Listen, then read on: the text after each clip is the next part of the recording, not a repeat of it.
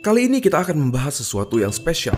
Seluruh tim Neuron memutuskan bahwa video ke-10 ini akan didedikasikan untuk menjelaskan apa itu sel syaraf atau neuron. Kita semua tahu bahwa sel syaraf merupakan sel yang mengantarkan impuls listrik di tubuh kita.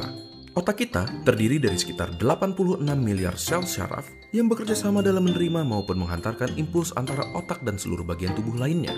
Tapi sebenarnya bagaimana sih cara kerjanya?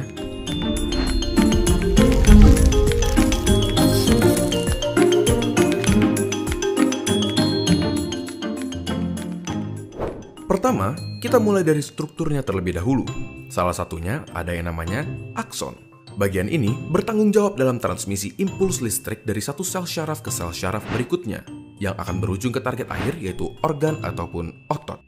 Setelah itu, kita juga punya dendrit. Dendrit adalah struktur yang bertanggung jawab dalam menerima impuls dari sel syaraf lainnya, dari organ maupun otot, ataupun dari otak. Impuls listrik ini akan bergerak dari dendrit melalui badan sel, yaitu struktur lain di sel syaraf yang berisi nukleus, suatu organel yang berisi material genetik yang mengatur pertumbuhan dan perkembangan dari si sel syaraf. Selain itu, ada banyak sel syaraf yang memiliki struktur bernama selubung mielin yang membantu dalam kecepatan konduksi impuls listrik yang melewati sel syaraf.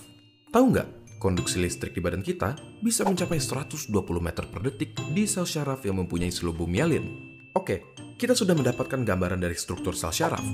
Tetapi, bagaimana dengan transmisi impulsnya? Bagaimana caranya otak kita menyuruh jempol kita misalnya untuk bergerak? Di awal, melalui suatu mekanisme yang kompleks, otak kita membentuk sesuatu yang bernama potensial aksi dan meneruskannya sepanjang syaraf yang bertanggung jawab untuk menggerakkan jempol. Di dalam syaraf ada beberapa kabel, dan di dalam kabel-kabel ini terdapat sel syaraf. Di antara satu sel syaraf ke sel syaraf berikutnya, ada celah yang bernama sinaps. Jadi, potensial aksi yang merupakan si listrik akan diterima oleh dendrit di sel syaraf pertama, diteruskan melalui tubuhnya dan mencapai akson. Di beberapa neuron atau sel syaraf pertama, ada sesuatu yang bernama neurotransmitters, suatu zat kimia yang berperan dalam konduksi listrik dari satu sel syaraf ke sel syaraf berikutnya. Neurotransmitter akan dilepaskan ke sinaps dan menghasilkan suatu potensial aksi di sel syaraf kedua. Di sini, listrik tersebut akan dioper dari satu sel syaraf ke sel syaraf berikutnya. Sampai akhirnya, sel syaraf terakhir menyampaikan si listrik ke otot yang bertanggung jawab dalam menggerakkan si jempol.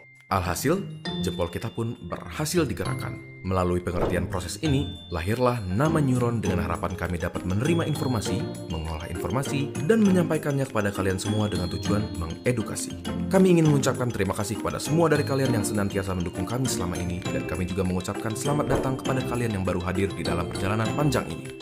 Jadi, apakah otak kalian sudah memicu tangan kalian untuk memencet tombol subscribe dan like?